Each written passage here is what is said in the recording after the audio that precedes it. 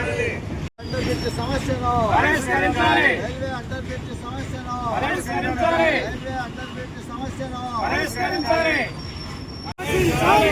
ప్రభుత్వ నిర్లక్ష్య వైఖరి కేటాయించి బ్రిడ్జిని పూర్తిగా ఓపెన్ చేసే వరకు, రైల్వే అండర్ బ్రిడ్జిని పూర్తి చేసే వరకు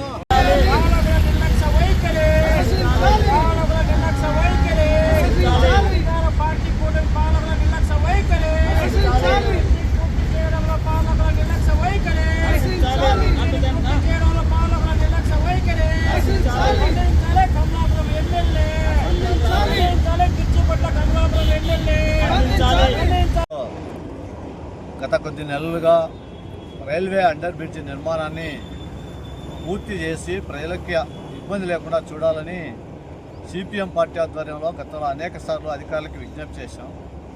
కానీ ఇప్పటి వరకు ఏ ఒక్క అధికారి ఈ సమస్యను పరిష్కరించడానికి చొరవ చూపే ప్రయత్నం చేయట్లేదు.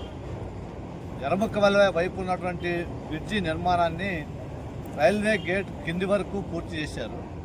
ఇటువైపు చింతకమైన వైపు ఉన్నటువంటి అరకొర నిర్మాణాన్ని పూర్తి చేస్తే ఈ బ్రిడ్జి పూర్తి స్థాయిలో ప్రజలకు అందుబాటులోకి రావడానికి అవకాశం ఉంది.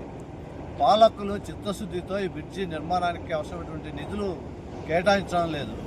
మేము కమిషనర్ గారిని అడిగితే ఇది మాకు సంబంధం లేదు, నిధులు లేవని చెప్తున్నారు. రెవెన్యూ అధికారులు అడిగితే ఇది మాకు సంబంధించిన అంశం కాదని చెప్తున్నారు. రైల్వే వాళ్ళని అడిగితే ఇది మాకు సంబంధించిన అంశం కాదని చెప్తున్నారు.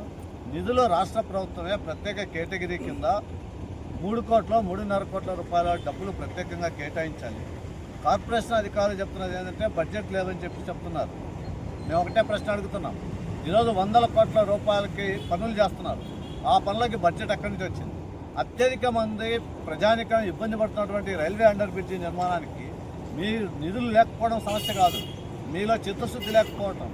అసలు అవసరం లేని చోట మీరు డ్రైనేజ్ కాలువలు తీస్తున్నారు, రోడ్లు వేస్తున్నారు, సిమెంట్ రోడ్లు పెద్ద పెద్ద రోడ్ల నిర్మాణానికి మీరు నిధులు కేటాయిస్తున్నారు. కాబట్టి ఇది సమంజసం కాదు. మేము ఒకటే చెప్పదలుచుకున్నాం. కార్పొరేషన్గా, రెవెన్యూనా లేకపోతే రైల్వేలా మీరు ముగ్గురి సమన్వయంతో కడప, కమలాపురం శాసనసభ్యులు ఇద్దరు మాట్లాడుకుని ఈ సమస్యను పరిష్కారం చేయాల్సిన అవసరం ఉంది. ఎందుకంటే చాలా సంవత్సరాల నుంచి ప్రజల ఆశ, ఈ ప్రాంతంలో ఉన్నటువంటి ప్రజలు ఇంతకుముందు అయితే ఆటోలుగా ఇక్కడికి రాజకీయాలు చేసేటువంటి అవకాశం ఉండింది. ఇప్పుడు ఆ పరిస్థితి కొంత మెరుగైంది. కాబట్టి ఈ పూర్తి స్థాయిలో బ్రిడ్జి నిర్మాణానికి ఇక్కడ ఉన్నటువంటి ప్రజలు ఒకటే అడుగుతున్నారు, మాకు నష్టపరిహారం ఇవ్వండి. నష్టపరిహారం ఇచ్చి భూసేకరణ చేపడితే ఇక్కడి నుంచి మేము ఖాళీ చేయడానికి సిద్ధంగా ఉన్నాం. రాష్ట్ర ప్రభుత్వం నుంచే మాకు డబ్బులు ఇవ్వడానికి ముందుకు రాలేదని చెప్తున్నారు.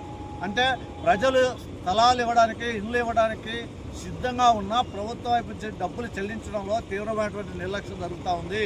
మేము కుటుంబ ప్రభుత్వాన్ని అడుగుతున్నాం, మీరు పెద్ద ఎత్తున కడప నగరాన్ని అభివృద్ధి చేశామని చెప్తున్నారు. ఇది అభివృద్ధి కాదా? ఈ అభివృద్ధిలో భాగం కాదా? మీకు చిత్తశుద్ధి లేదు. మీరు చెప్తున్నటువంటి మాటల్లో వాస్తవాలు లేవు. ప్రజానికాన్ని మభ్యపెట్టేటువంటి ప్రయత్నం చేస్తున్నారు. ఇప్పటికైనా సరే మీ చిత్తశుద్ధిని నిరూపించుకోవాలంటే కడప నగరంలో ఎర్రముక్కపల్లి ఉన్నటువంటి రైల్వే అండర్ బ్రిడ్జ్ నిర్మాణానికి తక్షణమే నిధులు కేటాయించి ఈ పని పూర్తి చేయాలి. ఆ రకంగా ప్రజలకి అందుబాటులోకి తీసుకురావాలి. అందుబాటులోకి తీసుకురావడానికి మీరు ప్రయత్నం చేయకపోతే ఈ పోరాటాన్ని ఇంతటితో ఆపం. రానున్న కాలంలో ఇక్కడే టెంట్ వేస్తాం, ఇక్కడే రిలే నిరాహార దీక్షలు చేస్తాం. ఈ సమస్య పరిష్కారం అయ్యే వరకు